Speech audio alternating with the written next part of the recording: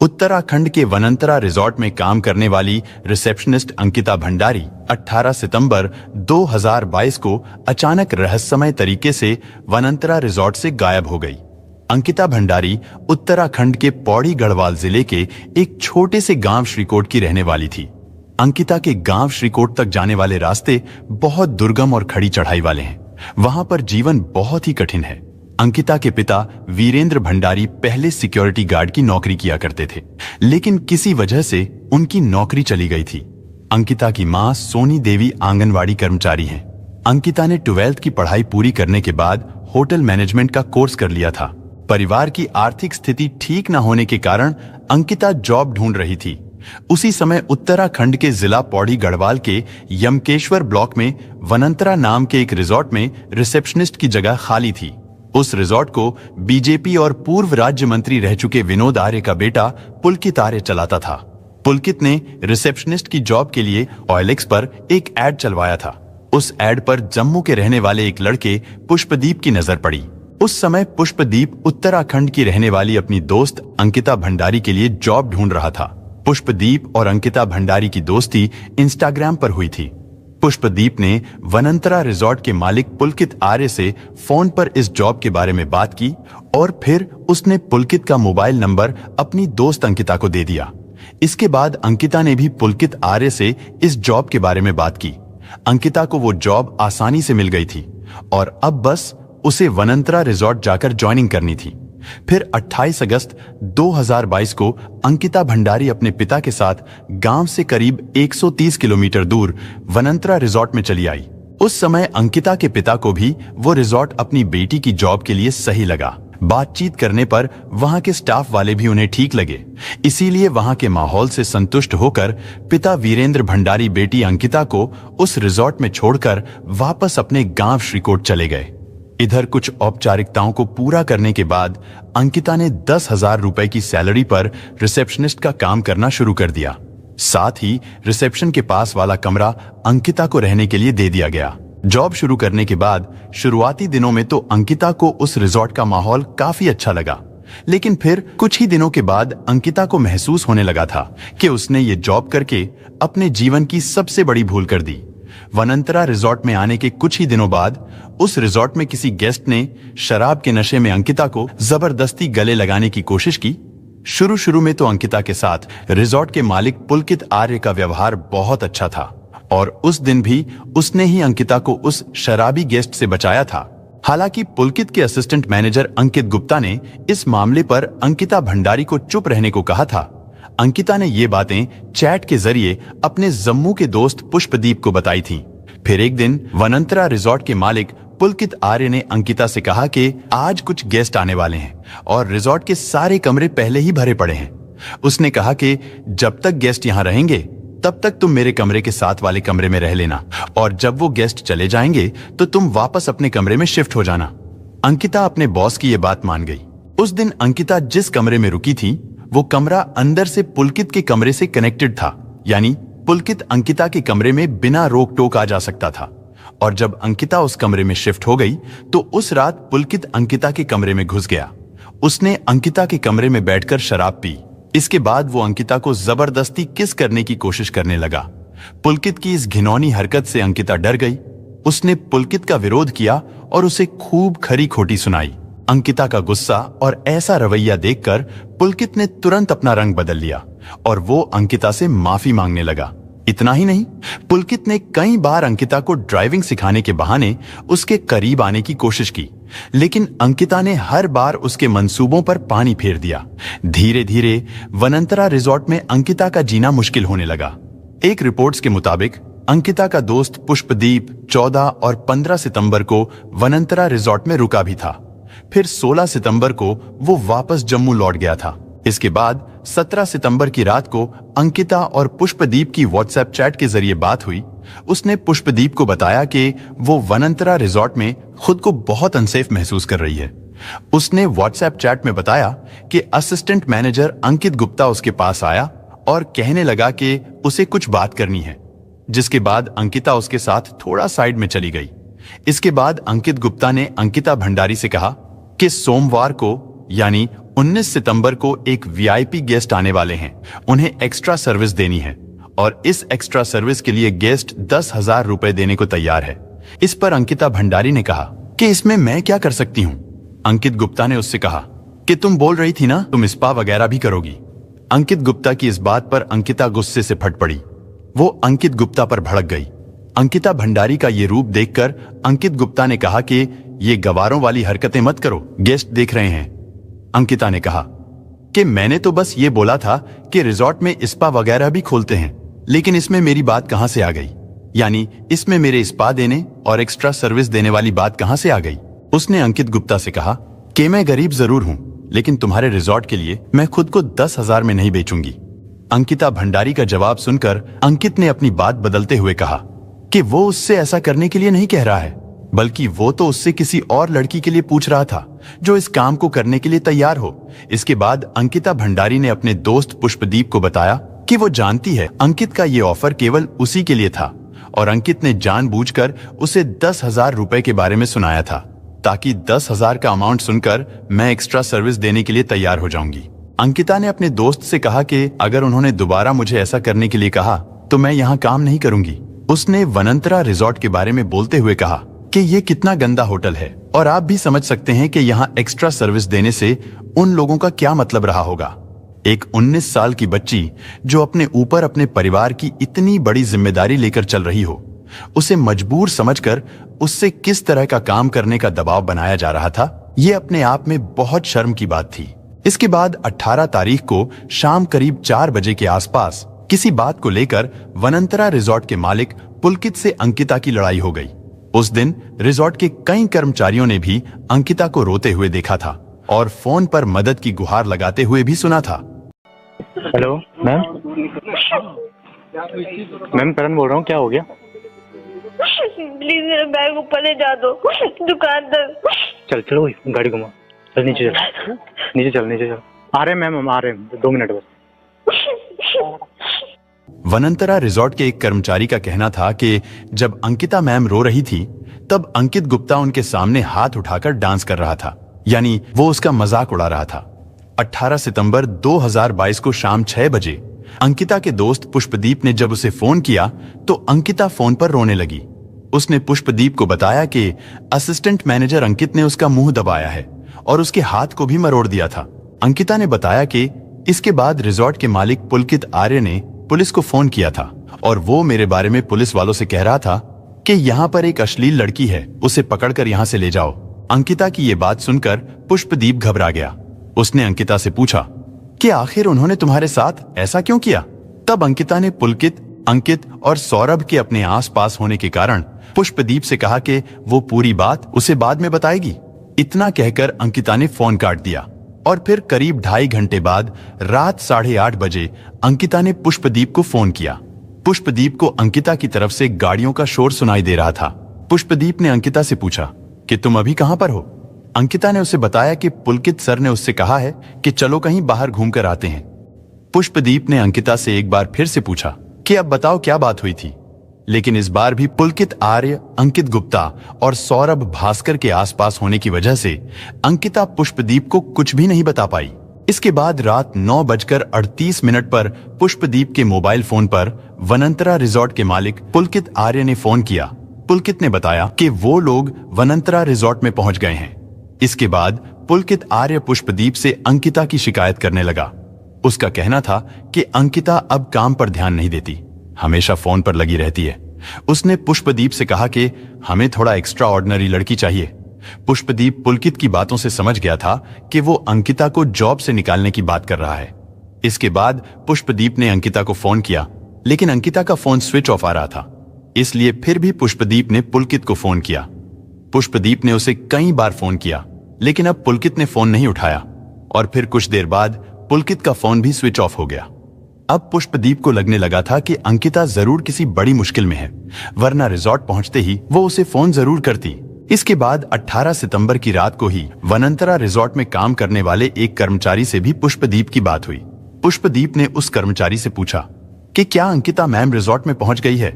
उस कर्मचारी ने बताया कि हमने सुना है वो रिजॉर्ट में पहुंच गई है, लेकिन हमने उन्हें अभी तक देखा नहीं है।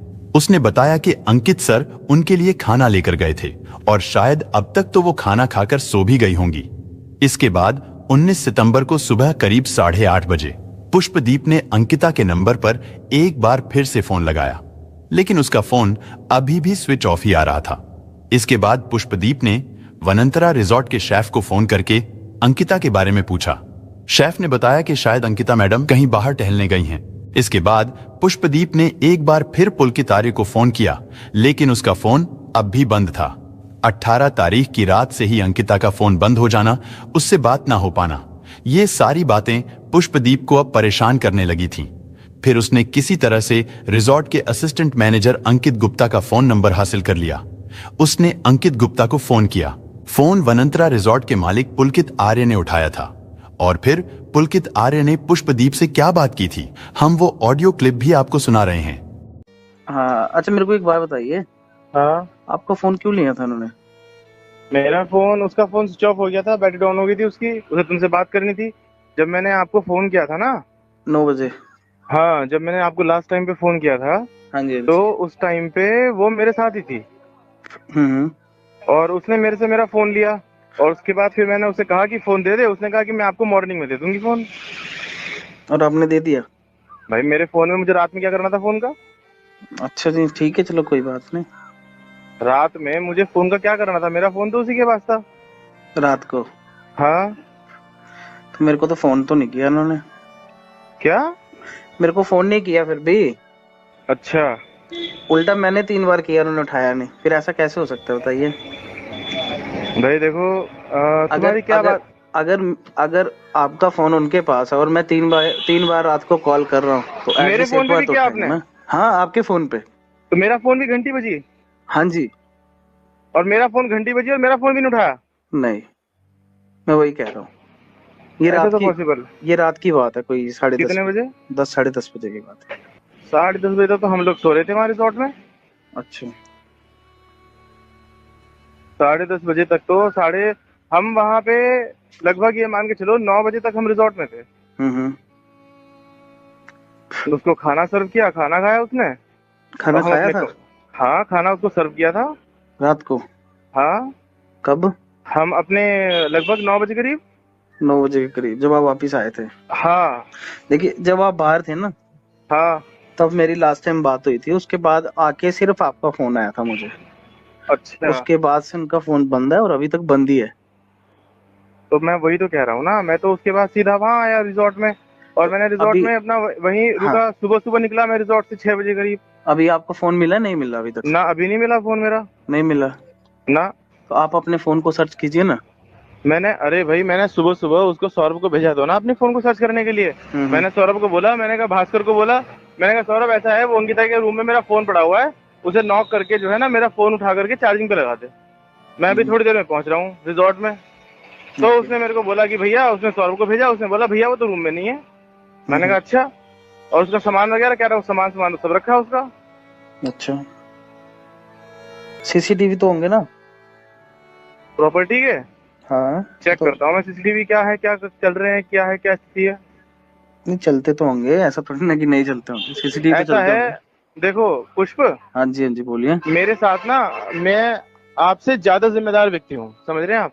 नहीं, मुझे पता आप ठीक पे है। ज्यादा जिम्मेदारी है। और मुझे ना मतलब क्या बोलते हैं, ये सब सिनेरियो ना मुझे मुझे कचोट रहा है। मतलब मुझे समझ में बात नहीं आ रही कि क्या आपके साथ तो नहीं है वो। मुझे सच सच बात ये बताइए। सर, ऐसा होता तो मुझे आपको कॉल करने की क्या जरूरत थी, बताइए।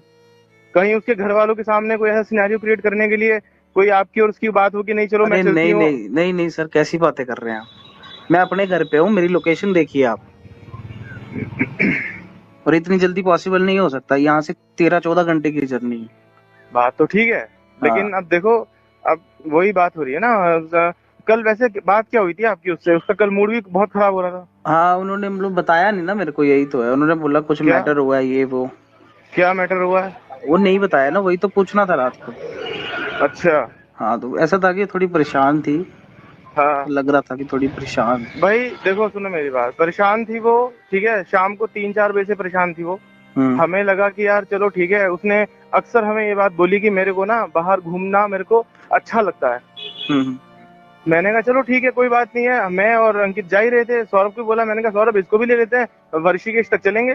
पूरे ऋषिकेश की एक एक मार्केट का सीसीटीवी है, सब सारे के सारे, हम कितने बजे कहाँ पर पहुंचे, कहाँ से आए। इवन क्या हुआ कि जब आपसे बात कर रही थी ना वो, उस टाइम पे एम्स के सामने बैठ के उसने बात की आपसे। हाँ, और हम एम्स के सामने वाले गेट पे बैठ के उसने बात की आपसे, और हम वहीं पर खड़े होकर के बात करते रहे। हम वहीं पर खड़े होकर के वेट करते रहे उसका कि कब तुम्हारी बात खत्म हो और कब हम चले यहाँ से। ओके, तो आप बाहर कब गए थे? कहाँ बाहर कब गए थे आप? रिजॉर्ट से 6 बजे। हाँ, रिजॉर्ट से लगभग 6 बजे तो नहीं गया था। हम लोग गए थे कोई ऐसे 6:30-7, अब एग्जैक्ट टाइम तो मेरे को ध्यान नहीं है। अच्छा, तो 9 बजे वापस आ गए थे? हाँ, 9 बजे तक आ गए थे वापस। अच्छा, रात तक तो रूम में थी ना? रात तक रूम में थी वो। अच्छा। मैं कह रहा हूँ जैसे कुछ अपडेट मिलेगा हम आपको कांटेक्ट कर लेंगे। मतलब आपको कुछ तो पता होगा ना कि कब गए हैं कब नहीं गए हैं, कुछ तो पता होगा ना? मैं यहाँ बैठा थोड़ी ना था देखने के लिए। नहीं, मेरे को एक बात बताओ, जब आप साहब रात को इकट्ठे गए थे तो उसके बाद वापस आई थी वो या नहीं आई थी? क्यों नहीं? इतना तो बताओ। जरूर आई थी, बिल्कुल आई थी। खाना खाया था उन्होंने? हाँ, मैंने खाना भी दिया था उन्हें। तो उन्होंने खाया था?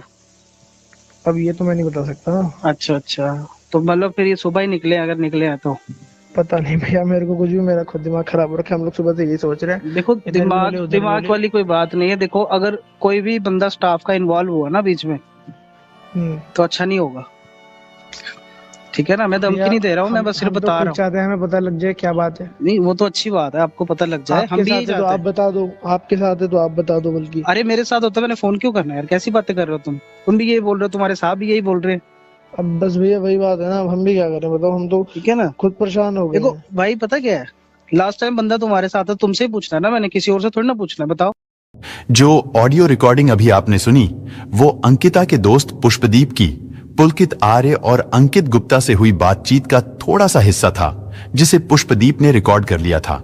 पुष्पदीप ने रिजॉर्ट के मैनेजर सौरभ भास्कर से भी बात की थी। उन तीनों ने उसे एक जैसी ही कहानी सुनाई थी, लेकिन उस कहानी में कई कमियां थीं। उन तीनों के हिसाब से वो लोग अंकिता भंडारी को लेकर शाम 6 से 6:30 बजे के आसपास रिजॉर्ट से ऋषिकेश के लिए निकले थे और फिर रात 9 बजे तक वो लोग अंकिता के साथ रिजॉर्ट में वापस आ गए। फिर लगभग 9 बजे के आसपास ही अंकित गुप्ता ने अंकिता भंडारी के रूम में उसका खाना पहुंचाया था। लेकिन एक बात जो समझ में नहीं आती कि आखिर रिजॉर्ट वापस लौटने के बाद अंकिता ने पुलकित का फोन क्यों लिया था।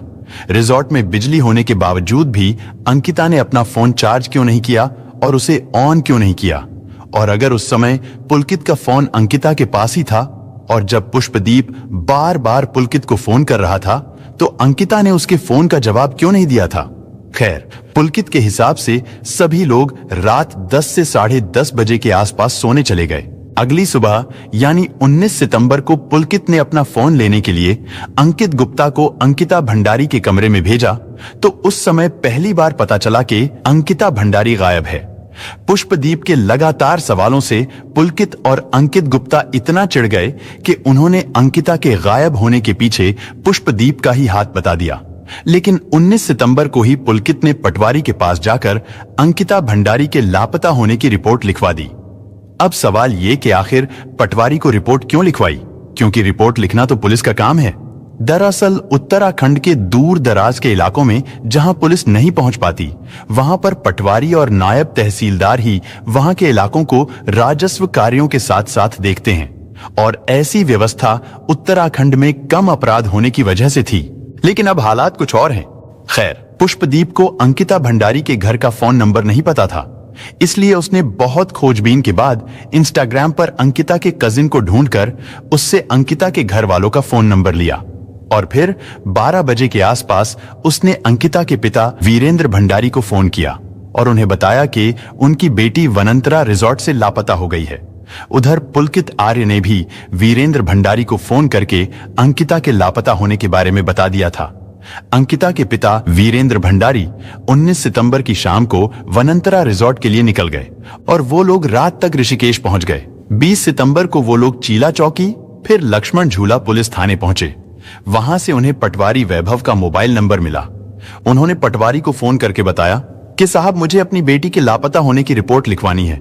लेकिन बाद में पता चला कि पटवारी वैभव और पुलकित आर्य के बीच बहुत गहरी दोस्ती है। इसीलिए पटवारी वैभव ने जानबूझकर 20 सितंबर को छुट्टी ले ली थी।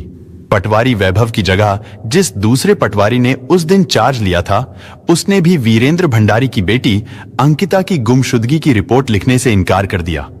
अपनी बेटी की गुमशुदगी की रिपोर्ट लिखवाने के लिए पिता वीरेंद्र भंडारी घंटों तक पटवारी और पुलिस स्टेशन के चक्कर लगाते रहे, जबकि पुलकित आर्य और उसके पिता को उसी पुलिस स्टेशन में इज्जत से बैठाकर चाय पिलाई जा रही थी। और फिर थक हार कर अंकिता के पिता डीएम के पास पहुंचे। आखिर में डीएम के हस्तक्षेप के बाद ये मामला पुलिस को सौंप दिया गया। इसके बाद 21 सितंबर को इस मामले में पहली बार पुलिस ने एफआईआर लिखी। उधर 21 सितंबर को अंकिता का दोस्त पुष्पदीप भी जम्मू से वनंतरा रिजॉर्ट पहुंच गया। उसने अंकिता के परिवार को अंकिता से हुई अपनी व्हाट्सएप चैट और पुलकित आर्य तथा वनंतरा रिजॉर्ट के स्टाफ से हुई बातचीत की ऑडियो रिकॉर्डिंग भी सौंप दी, जो कि पब्लिक भी हो गई। उसने पुलिस को भी अपना बयान दिया। मुख्य आरोपी पुलकित आर्य और उसके दोनों आरोपी दोस्त अंकित और सौरभ अंकिता के लापता होने के दिन से ही फरार चल रहे थे। इसके बाद लक्ष्मण झूला पुलिस ने शुक्रवार यानी 23 सितंबर को तीनों आरोपियों को गिरफ्तार कर लिया। पूछताछ के दौरान उन तीनों ने बताया कि घटना वाली रात आपसी विवाद के चलते अंकिता भंडारी को चीला नहर में धक्का दे दिया, जिस कारण उसकी डूबने से मौत हो गई। 24 सितंबर को उत्तराखंड एसडीआरएफ ने चीला नहर से अंकिता भंडारी का शव बरामद कर लिया था। इसके बाद पुलिस ने अंकिता भंडारी की गुमशुदगी के मामले में अरेस्ट किए गए आरोपियों के खिलाफ हत्या और सबूत मिटाने की धाराएं बढ़ा दी थीं। पुलिस ने चीला नहर के आसपास के सीसीटीवी कैमरों की फुटेज निकलवाई। पुलिस को एक सीसीटीवी फुटेज में पुलकित आर्य, अंकित गुप्ता और सौरभ के साथ अंकिता भंडारी भी दिखाई दे रही थी। वो चारों एक बाइक और एक स्कूटी पर जाते हुए दिखाई दे रहे थे, लेकिन वापस रिजॉर्ट लौटते समय सीसीटीवी फुटेज में अंकिता भंडारी उन तीनों के साथ नहीं दिखी। यानी उसी बीच अंकिता को नहर में धक्का दे दिया गया था। इसके बाद उन तीनों ने पुलिस को उलझाने के लिए एक झूठी कहानी घड़ ली और फिर वही कहानी उन्होंने अंकिता के दोस्त पुष्पदीप को भी सुना दी। खैर, अंकिता की लाश मिलने के बाद उसे ऋषिकेश एम्स हॉस्पिटल ले जाया गया। वहां उसका पोस्टमार्टम कराया गया।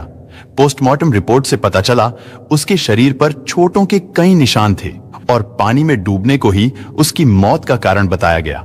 कई मीडिया रिपोर्ट्स में यह बताया गया था कि पोस्टमार्टम रिपोर्ट में अंकिता के साथ दुराचार का कोई सबूत नहीं मिला था, लेकिन कुछ चश्मदीदों ने एम्स हॉस्पिटल में अंकिता की लाश को देखा था और उनका कहना था कि उसे बुरी तरह से नोचा गया था। उसके हाथ और पैर की उंगलियां भी टूटी हुई थीं। उसके शरीर की हालत को देखकर ऐसा लगता था जैसे उसे जलाया भी गया था। उसके शरीर पर कई जगह दांत के निशान भी थे। कई लोगों का तो ये भी मानना है कि अंकिता को पहले मारा गया था, उसके बाद उसे चीला नहर में फेंक दिया गया था। क्योंकि अंकिता की लाश जब चीला नहर से निकाली गई थी तो उसकी लाश फूली हुई नहीं थी।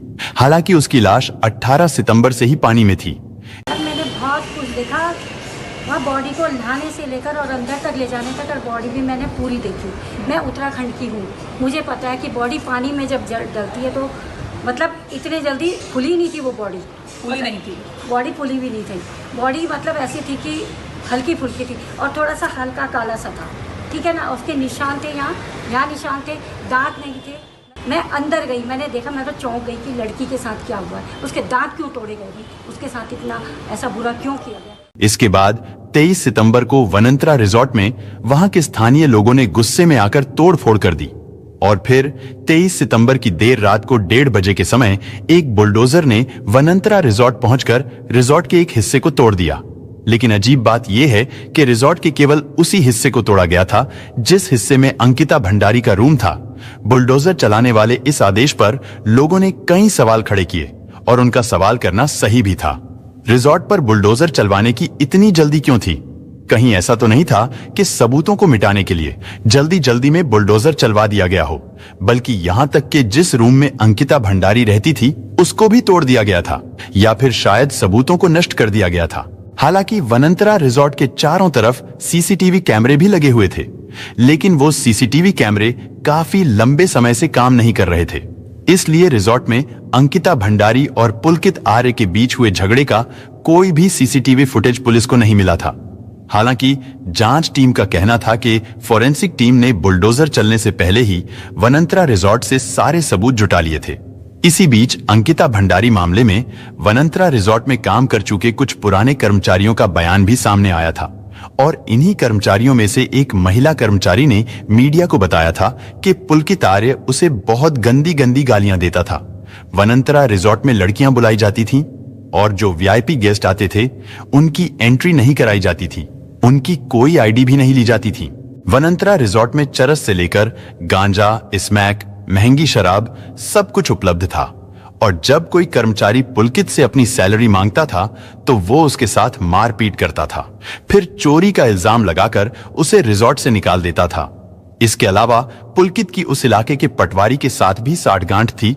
वो पटवारी भी रिजॉर्ट में आया जाया करता था और उसी की देखरेख में उस रिजॉर्ट में अवैध कामों को अंजाम दिया जाता था।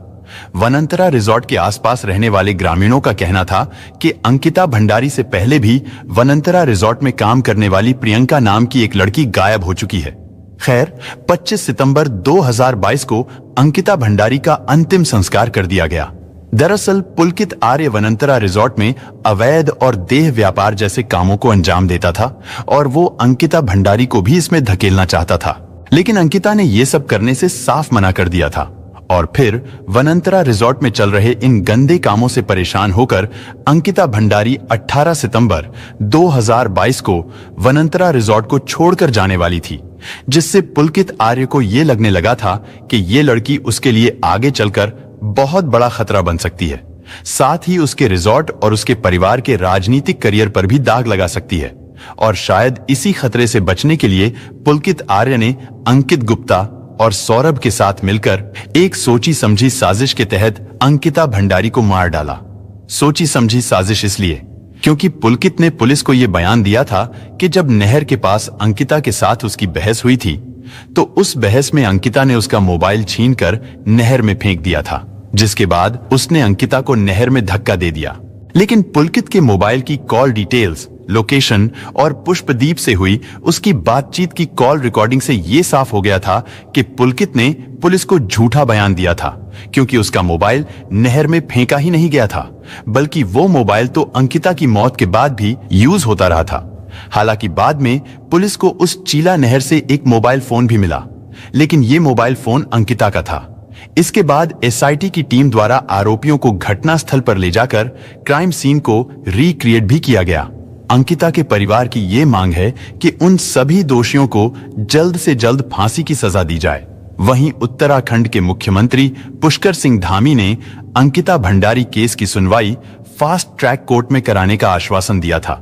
लेकिन अजीब बात देखिए कि इस केस की सुनवाई फास्ट ट्रैक कोर्ट में होने के बावजूद भी इस घटना को 2 साल बीत चुके हैं और अभी भी ये केस कोर्ट में चल रहा है।